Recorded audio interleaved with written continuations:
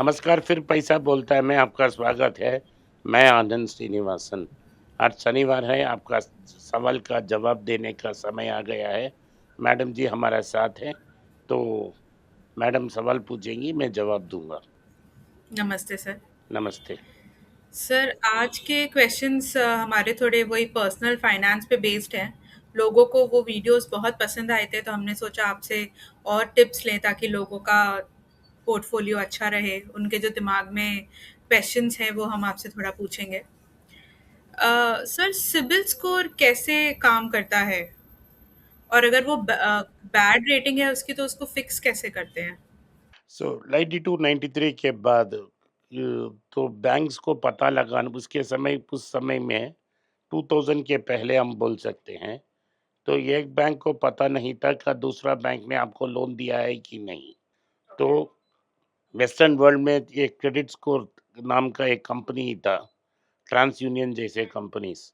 तो भारत में भी एक कंपनी आई, उन्होंने सारे बैंक से डेटा कलेक्ट करके बेस्ड ऑन पैन कार्ड उन्होंने ये एक नंबर वो आपका क्रेडिट स्कोर बनाया। उसमें क्या होती है, हर बार जब किसी पैन कार्ड पे पर्सनल पैन कार्ड पे लोन देते हैं तो उस पे एंट्री हो जाती है। तो आपकी सैलरी ओके। का भी पता हो जाएगा, क्योंकि आप इनकम टैक्स फाइल कर रहे हैं। तो आप कितना बोरोइंग कर रहे हैं, कैसे बिल चुका रहे हैं, इन सबको एक स्कोर में वो बनाते हैं, ट्रैक रिकॉर्ड होती है। और ये भी मेज़र करते हैं कि आप कितने बार अप्लाई कर रहे हैं। अगर आप बहुत बार क्रेडिट कार्ड के लिए अप्लाई किया, तो आपका स्कोर में एक कमी आ जाएगी। अगर आपने क्रेडिट कार्ड में डिफ़ॉल्ट आप कर दिया, तो भी क्रेडिट स्कोर कम हो जाएगा। तो क्रेडिट स्कोर हमको ये बताएगा कि आप कितना क्रेडिट वर्दी हैं। अगर आपने कोई कर्ज ही नहीं लिया तो आपको डैश मिल जाएगा। तो आपको क्रेडिट कार्ड लेना है और 2-3 बार फुल बिल पे करना है, ताकि आपका क्रेडिट स्कोर हाई रहे। ऐसे भी 2-3 और कंपनी है जो इस क्रेडिट स्कोर को मेंटेन करते हैं। तो जब आप एक लोन के लिए हाउसिंग लोन और कार लोन को अप्लाई करते हैं, तो आपको क्रेडिट स्कोर को लेंडर चेक करता है, क्या कि आप क्रेडिट वर्दी हैं। अगर आप 600 ओके। के ऊपर हैं, तो आपको इजीली क्रेडिट मिल जाएगा। आई थिंक आई डोंट मैंने बहुत दिन के लिए चेक नहीं किया। Credit score is up to 800। तो और अगर 800 डैश होता है तो सर? डैश अगर होता है तो डैश आपका होता है कोई तो क्रेडिट हिस्ट्री नहीं है। तो वो लोन लेने में कितना हेल्प करेगा या वो वो लोन बहुत में प्रॉब्लम लोन होगी नहीं उससे? देंगे ना। अगर आपका क्रेडिट स्कोर नहीं है, आपने किसी से कर्ज नहीं लिया, तो ये लोग पता नहीं करेंगे कि आप ले सकते हो नहीं। तो आपको एक क्रेडिट कार्ड लेना पड़ेगा, 2-3 बार बिल फुल सेटल किया, तो क्रेडिट स्कोर जंप हो जाएगा। बैड रेटिंग है तो उसको फिक्स कैसे करना चाहिए? तो उन्होंने वही एक क्लिनिक चलाते हैं, तो आपको अपना सारा कर्ज लेना पड़ता है। लोग का रेटिंग कब बंद हो गया, जब उन्होंने एक आदमी ने 3-4 क्रेडिट कार्ड्स लिया और सबको फ्रैंक करके उसने पे नहीं किया, तो वो बैड डेट हो गया, तो उसका क्रेडिट स्कोर कम हो जाएगा। अगर आपने क्रेडिट कार्ड आउटस्टैंडिंग रखा है, तो कोई आपको लोन नहीं देगा। आपने आईसीआईसीआई हुँ, बैंक से करेक्ट। क्रेडिट कार्ड ली, आपने पेमेंट नहीं की, तो अगर आप पब्लिक सेक्टर बैंक जाएँगे तो भी वो पेमेंट नहीं करेंगे। आप जाए बोलेंगे कि अब जाके आईसीआईसीआई बैंक से सेटलमेंट लेटर लाके देना है, और वो सेटलमेंट लेटर को सिबिल में अपडेट करना है। ओके। तो क्या हो जाता है कि सारे बैंक्स एक ग्रुप फॉर्म करते हैं, और अगर कोई डिफ़ॉल्ट करता है लोन में, उसको बाहर रखते हैं। ओके। तो सर इसी से लोन से अगर बात करें तो जो एजुकेशन लोन लेते हैं लोग अब्रॉड स्टडीज़ के लिए, तो वो आज के जॉब मार्केट में क्या वर्थ है? कोई वर्थ नहीं है मैम। अब्रॉड मार्केट को छोड़ो, आज की मार्केट में ये प्रॉब्लम है कि अगर आप भारत में एक अच्छा यूनिवर्सिटी में पढ़ते हैं, जैसे अशोका और क्रिया और फ्लेम और प्रेम जी यूनिवर्सिटी, और एक अच्छा इंजीनियरिंग कॉलेज में 7 से 10 लाख के लिए आपका सालाना फीस होगा, अच्छा कॉलेज में बोल रहा करेक्ट, हूँ। करेक्ट। राइट। 7 से 10 लाख का, जो स्ट्रगल करके आईआईटी में पढ़ते हैं, उनको भी नौकरी नहीं लग रहा है। अगर नौकरी करेक्ट। लग भी गया अगर नौकरी भी लग भी गया, उनके लिए 50,000 60,000 हाथ में, मैं आपको लिखूंगा कि ऑफर 1 लाख दे रहा हूँ, 2 लाख दे रहा हूँ, हाथ में जो पैसा मिल रहा है वो 60 to 70,000 तक आता है। मेरा अगर मैं अच्छा यूनिवर्सिटी में गया तो फीस ही 35 to 40 lakhs लग गया। उसके बाद मेरा खर्चा सब मिला के मैंने 45 to 50 lakhs एक्सपेंस हो गया। अगर 50 लाख एक्सपेंस हो गया, उसका रिटर्न ऑन इन्वेस्टमेंट ही 5 लाख हो जाएगा। वो भी नहीं आ रहा है, वो भी बहुत मुश्किल से आ रहा है। तो अच्छा नौकरी जो 2011 में था सिचुएशन, 2011 में क्या होता था, जो थर्ड टायर इंजीनियरिंग कॉलेज में पढ़ता है, टॉप टायर हम्म। नहीं, एलिट यूनिवर्सिटी जिसके बारे में बात किया वो नहीं, टायर 1 हम्म। नहीं, टायर 2 नहीं, टायर 3, थ्री। जो जो एक स्मॉल टाउन में है, लाइक मतलब तमिलनाडु में 500 इंजीनियरिंग कॉलेज हैं, सारे को आईटी कंपनीज नौकरी देती थी।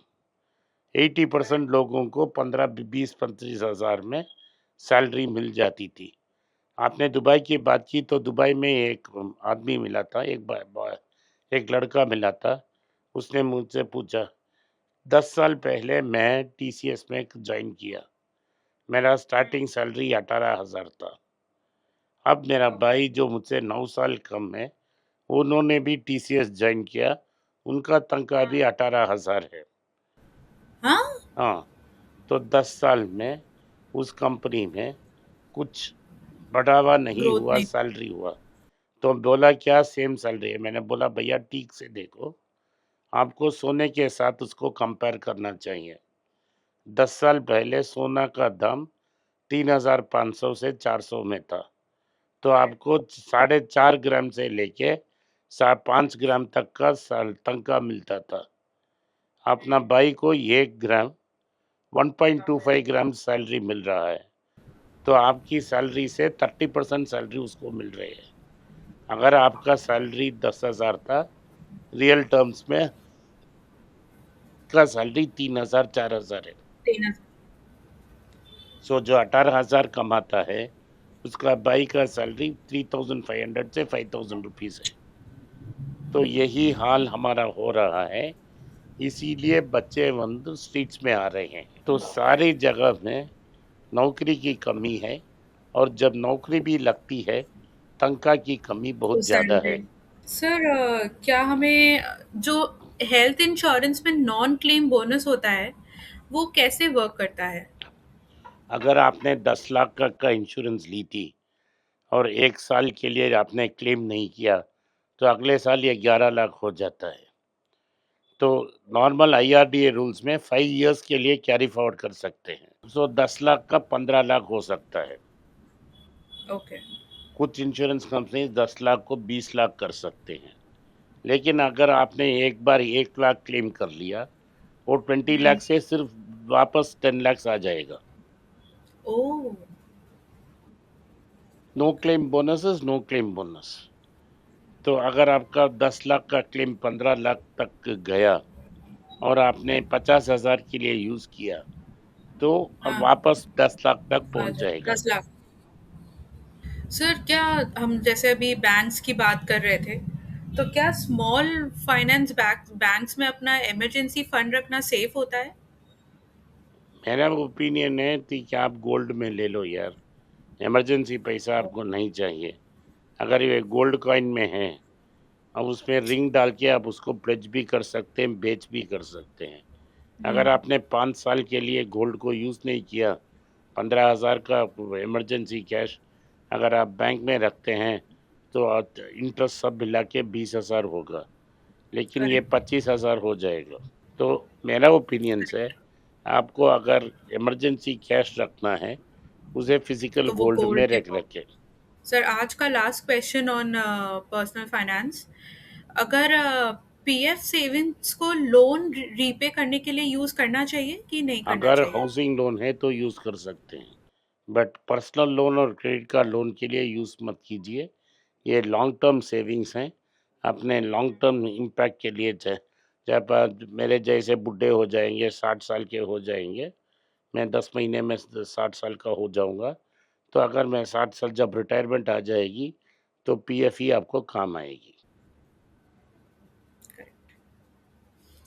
थैंक यू सर, लोगों के क्वेश्चंस आपने बहुत डाउट्स उनके बहुत क्लियर करे। Thank you. तो आज के लिए इतना ही। आपने इस पॉडकास्ट को सुना, इसके लिए मैं आपका आभारी हूँ। हो सके तो वीडियो को लाइक कीजिए, चैनल को सब्सक्राइब कीजिए और बेल नोटिफिकेशन दबाएं। इस वीडियो को अपने दोस्त और रिश्तेदार के पास भेजें और उन्हें देखने की आग्रह करें। अगर आप हमसे संपर्क करना चाहते हैं, नीचे दिए गए व्हाट्सएप नंबर और ईमेल में हमारा हमसे कांटेक्ट करें, मेरा टीम आपसे बात करेगा। नमस्कार, धन्यवाद, जय हिंद। अगर आप मुझसे संपर्क करना चाहते हैं, नीचे दिए गए ईमेल में मेल भेजें, मेरी टीम आपके साथ संपर्क करेगी और मदद भी करेगी।